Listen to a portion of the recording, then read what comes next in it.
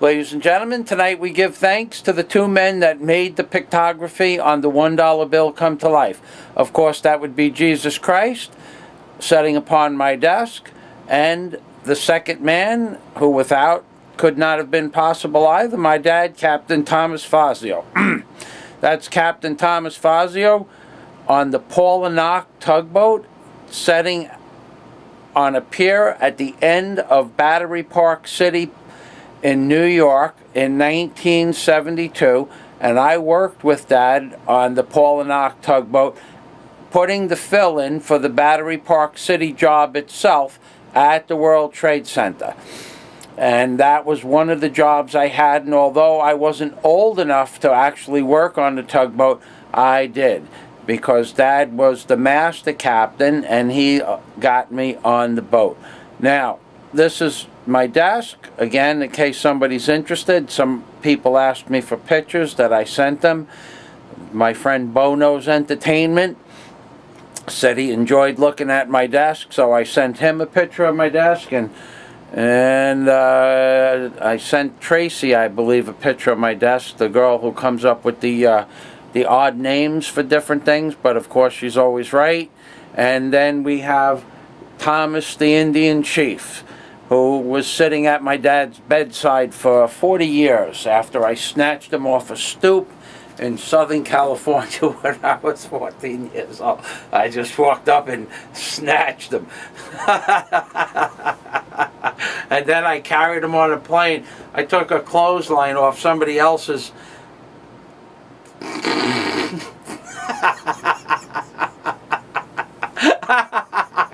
I couldn't carry him. So I had to go back to the neighbor's house and take their clothesline, and I tied Thomas up with a clothesline so the two of us could carry him back to my friend Tom's house. This was in 1970. I was 15 years old. Man, I did some crazy shit. And I carried him on a plane.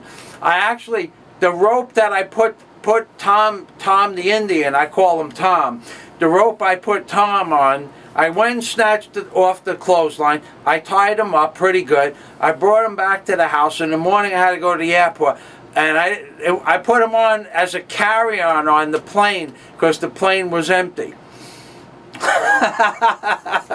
Anyway, this is Thomas. So, but moving back, this is. I wanted to point out one more thing about the skull and bones, because I missed one small item. Well, I missed two small items, and I put this up on my screen so that you could see something that and the way pictography is depicted in this bat that sets upon the reverse of the $1 bill. When you fold it and you align those alignment marks that are exactly precisely over the center of the bat's head. These alignment marks here.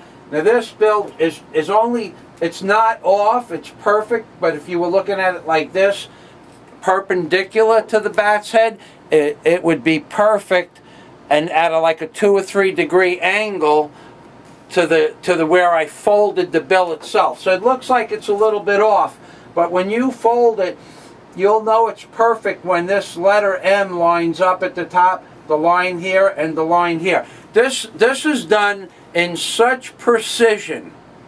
I have said this 10,000 times, and I'll say it 10,000 more. Steven Spielberg should be at my front door with his niece inviting me to Paris, France, or some exotic place on earth for the knowledge that I have put on YouTube already. So if anybody knows a movie producer or a video company that wants to make a full-length series, like a 5-part series for television, let me know, and I will give you a finder's fee that is standard for the industry that we can't really discuss on video at this point. But get in touch with me with a personal message and let me know.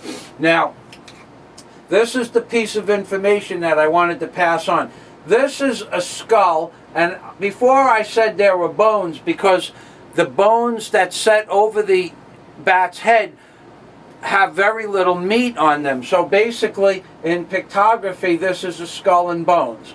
And when you reverse it and you see the owl's bones are not crisp like this. They're rounded. The owl has feathers on his head. These are bones. I went over that the other day, but what I didn't say is that this is a skull and bones because this is a skull here. This round segment right here is a skull. That's a skull. We agree that that's a skull with teeth. However, that the fact that this skull does not have any meat on it. It's a bone skull, but it's made up of multiple bones. You have the jawbone and the skull bone. So you have two bones, aka plural. So you have a skull, and because it represents teeth, it has two parts of the skull, which is bones. This is how pictography works. So you can say it's a skull and bones plural. However, there's an additional thing that I wanted to discuss with you, and I know that this is what I'm going to say to you is going to be hard to believe, but in this area here, there are at least 12 more faces that you should start to learn how to see for yourself. I could tell you where they are because, ladies and gentlemen, I have been gifted, and to a certain degree, in the ability to read these pictographs, and I know it's a gift, and that's why I had this license plate made for my Cobra Mustang. And it is a gift. It's one gift from God. And when God allowed me to buy a Cobra Mustang in 2001, brand new out of the showroom, I realized it was a gift, and I praised God for that gift. However, what I want you to understand is that this pictograph is more complex than anything you might ever run across in real life. And there are 12 more faces. Now there's a few people that believe that somehow these spirit beings that I talk to you about are of a negative connotation. Well, I don't really want to get involved with that to any large degree. But I want to tell you something. People, the Bible is a nice storybook. It's a storybook to follow. It brings you to the next level.